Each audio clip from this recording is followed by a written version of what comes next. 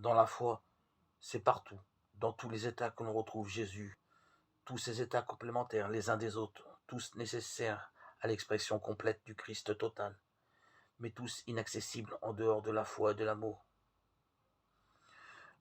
L'Église, la communauté, la paroisse, c'est donc finalement chacun de nous. C'est chacun de nous. Chacun de nous et à sa manière, toute l'Église chargée, autant que les responsables qui s'y trouvent, chargés de toute l'humanité, chargés de toute l'histoire, chargés de tout l'univers. Être chrétien, n'est-ce pas par identité être universel?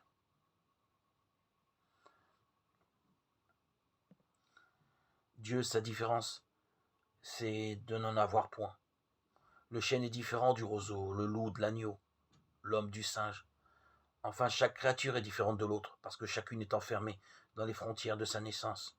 Chacune peut une chose que ne peut pas l'autre, parce que chacune est cantonnée dans ses limites. Le roseau plie et ne se rompt pas. Le chêne ne plie pas, mais peut se rompre. Le lion a plus de force que l'homme et peut le dévorer, mais le lion ne pense pas, et l'homme est un roseau pensant. Dieu, lui, n'est dans aucune catégorie. Il n'est dans aucune frontière. Il n'est dans aucune limite. Et c'est pourquoi sa différence est de n'en avoir point.